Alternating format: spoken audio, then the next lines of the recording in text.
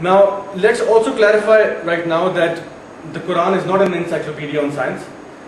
So don't try to look for it in the science section in a library. It is in fact a complete code of life. It tells us how to lead our lives. That is, the criteria to judge right from wrong. And it is the ultimate yardstick which is more superior to scientific knowledge. So the purpose of the Quran is not to present itself as a book of science, although there are many scientific facts in this book.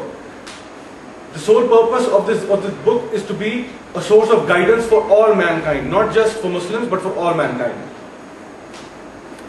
Now let's talk about what this Quran is all about. What is the essence of the Holy Quran? There are 4 foundations. The first is faith, the second is acts of worship, the third is moral code, and the rights or relations with other fellow human beings. Now let's examine these 4 points and see whether man can change these things according to his or her needs. First comes faith. Who tells us what to believe in? If not Allah subhanahu wa ta'ala, the Lord Creator Himself. Who do we believe? What do we believe? Right? So faith is important, and that can only be told by the Creator Himself. We know that we have to believe in angels, the prophets, the day of resurrection, eternal life after this life. Then the next thing comes acts of worship. Who is going to tell us how to worship, and who tells us whom to worship? Right? And how to worship. Only the Lord Creator Himself can tell us who needs to be worshipped and who we need to be thankful to. For all these blessings that we have around us, who do we need to say thanks to? So again, the acts of worship are going to be told, and that guidance is again going to come to us from no man but Allah subhanahu wa ta'ala. The third point is moral code. Now, God has created man with an innate sense of morality. Every human being is born in fitra, which is the nature of Allah subhanahu wa ta'ala. Right?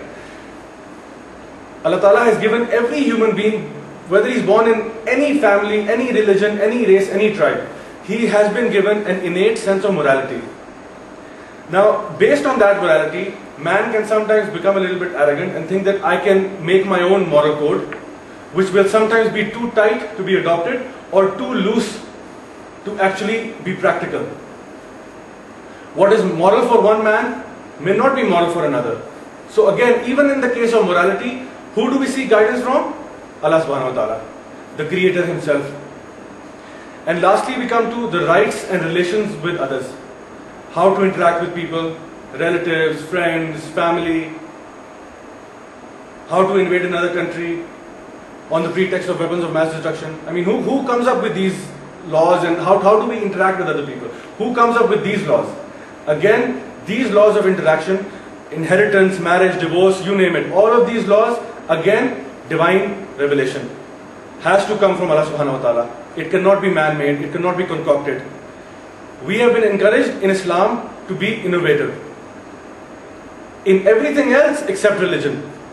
Be innovative in science, in technology, in engineering, in whatever. Create the best things for mankind, and inshallah you will get great sawab for it in the hereafter and in this world as well. But do not be innovative in religion. Don't start to create your own little religion or a sub-religion or something of that sort. So stick to the book. We cannot be innovative in this aspect. Other than that, any single aspect we have been encouraged, as a matter of fact, to explore the horizons and reach the limits and do good for mankind. Now a little philosophical and a logical point that I'd like to also raise over here is that we can say that every accurate book is not a divine revelation. For example, my daughter has a book on ABCs.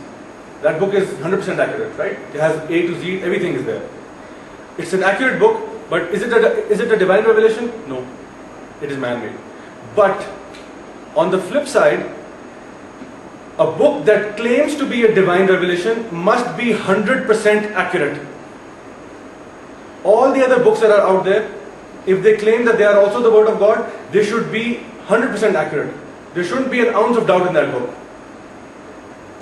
Now, moving from this point, we see that in the Holy Quran, we find that this is also a book of signs. S-I-G-N-S, signs. Or ayat. or proofs from Allah subhanahu wa ta'ala, so that we can confirm the authenticity of this book. And Allah ta'ala has challenged us again and again and again and again, that these are my ayat, these are my signs, these are my proofs. Study them, learn them. And again it mentions that in these ayat is a lesson for three kinds of people: men who believe, men of knowledge, and men of understanding. So again and again it has been said that these are signs for you, these are signs for you, these are signs for you. But somehow when we encounter religion or encounter Islam, we focus on what we need to do and what we don't need to do. There are other things that Allah Ta'ala encourages us to do, and He says these are signs in the universe for you. Explore them so that your iman, your faith can be strengthened. That you believe that yes, everything in this book is absolutely correct, be it science or otherwise. Now in the Holy Quran, no less than 6,000 ayats have been mentioned. 6,000. And out of those 6,000, over 1,000 are those that pertain to science. Now we don't have time today to explore the entire 1,000 scientific facts that have been mentioned in the Holy Quran. We'll actually still do it today and next week as well. We'll also be talking about the same subject, because there are so many things in the Holy Quran that are absolute scientific facts. Now, as I mentioned earlier, that we've been openly asked to research the Holy Quran. It mentions in Surah An-Nisa, chapter 4, verse 82, do they not consider the Quran, had it been from any other than God, they would surely have found therein many discrepancies. It further mentions in Surah Muhammad, chapter 47, verse 24, do they not carefully consider and investigate the Quran, or are there locks upon their hearts? Allah Ta'ala is encouraging us, time and time again, encouraging us, dive into this book, research on it.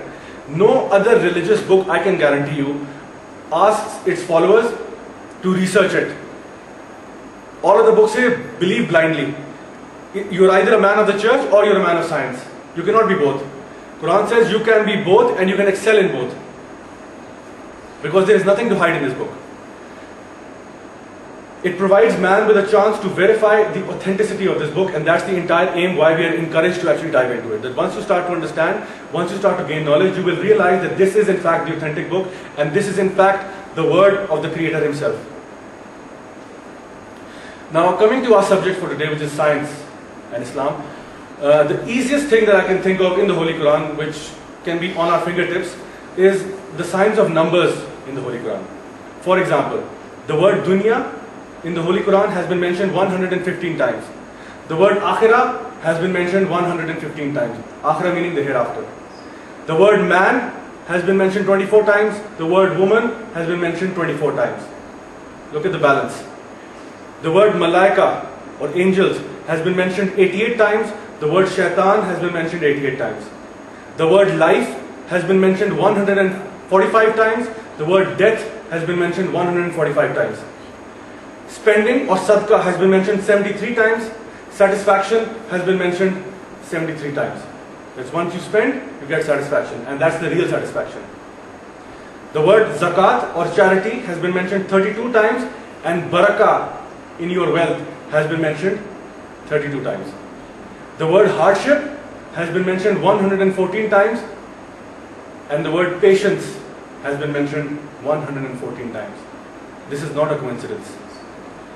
The word month has been mentioned 12 times. The word day has been mentioned 365 times. The word sea has been mentioned 32 times.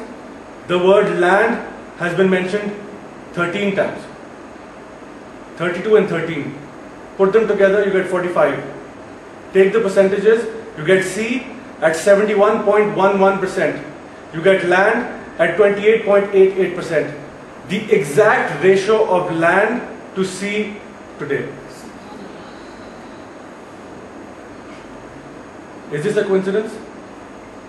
Who taught Muhammad these things? It mentions in Surah Hud, chapter 11, verse 1.